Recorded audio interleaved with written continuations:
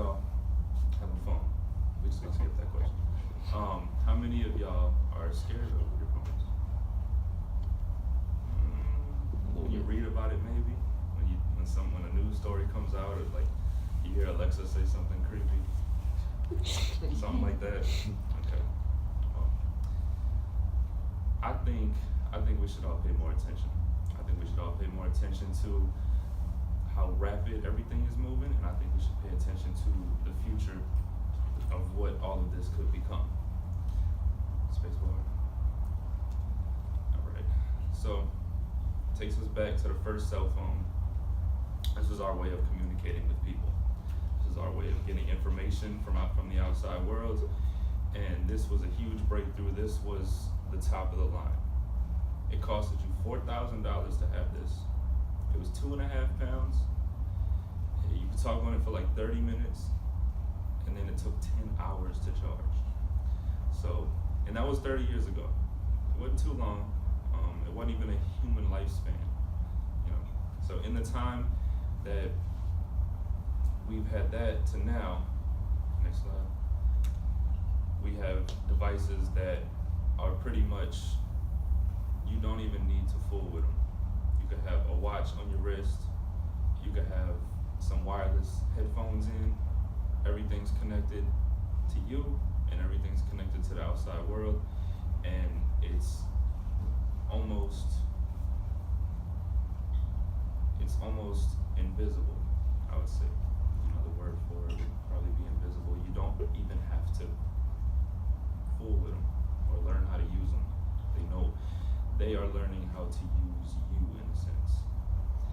And you know, we carry around these small devices, and you know, just the way that it's gone, we've gone from $4,000 or something like that to now we can, for $100, have a phone with a touch screen that can connect to any website, any app, any social media, and do everything that any $1,000 phone could do. And then sometimes, you know, we don't even have to lift a finger, and then the thing is constantly tracking us, whether it be the things that we buy, the things that we search, or the moves that we make. Personally, I use this one to track all my steps, all my workouts, calories, you know, this and that, and I don't even think about it. It reads me throughout the day. I go to sleep, and then it puts everything in some kind of little database at night or whatever for the next day. And you know, given that, we also have these things called virtual assistants now. Virtual assistants were introduced to us pretty much in front of our faces by Apple in 2012 when they came out with the Siri. We gave her a name. She pretty much, if you think about her voice, you can kind of think about what her voice sounds like. But she's not real. She's not a person. We all call her Siri, and we all act like she's a human being, but she's not. She's an algorithm. She's a robot. She's a thing stored in a computer somewhere. And us as humans, in the way that we are programmed, we take things at face value. That's a person. It's a girl. It's not even a girl, but we say she. The statistics show that 600 million people currently use voice assistants.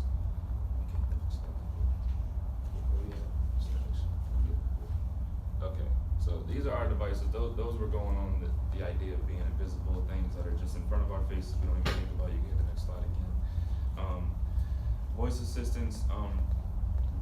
Siri's not really the one I think we should be worried about. I think Google and Amazon are the ones, you know, doing the real work on artificial intelligence, and because those are the companies that, in their terms and services, they tell you that you're open to be tracked all the time. With everything you do, everything you search, everywhere you go, they get their information from you and they sell it to advertisers.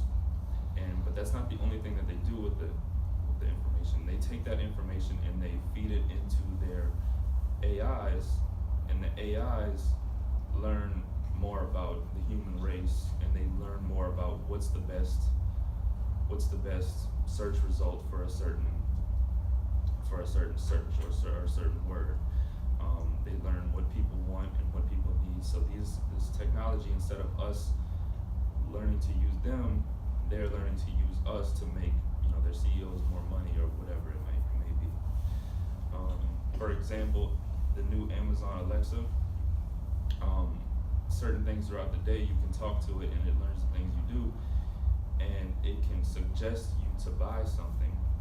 It can use the card that's saved on your Amazon account. It can ask you if you need to buy more toilet paper, toothpaste, whatever. You can tell it yes, and without even looking at it, it knows your address, so it buys the toilet paper, sends it straight to your house, and you just ask it to do it. And then so moving on to the future, we have, in the labs, the people that are pushing the boundaries of technology, not so much consumer technology, but there's a certain company that I think is very interesting. Y'all have ever heard of Boston Dynamics? Boston Dynamics? Okay, Boston Dynamics. They usually go viral on Twitter when they come out with a new robot that can do some crazy stuff. And so, so their motto is changing your idea of what a robot can do.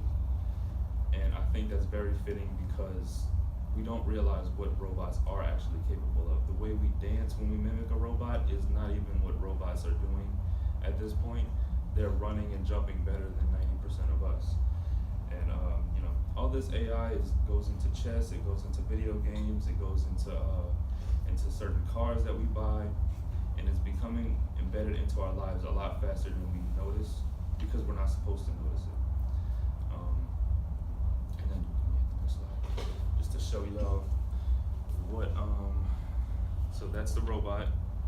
That's the one we're familiar with, and that's the one we think is not going to turn into that. And we have a video.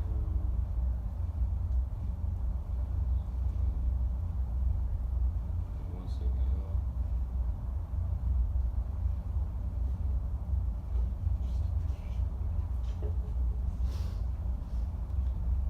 Okay, the video froze, so you want me to run around the classroom and show y'all what the robot does?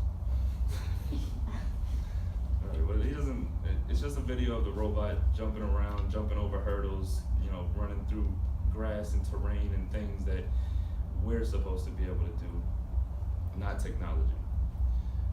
And I think in conclusion, we should all be, as the future of our country, we should all be more aware of what's going on behind the scenes in the minds of our phones and our technology, and what it could mean as far as politics and our daily life and the way that we're going to live in the next 30 years, because I'm assuming we're all still going to be here. So, thank you.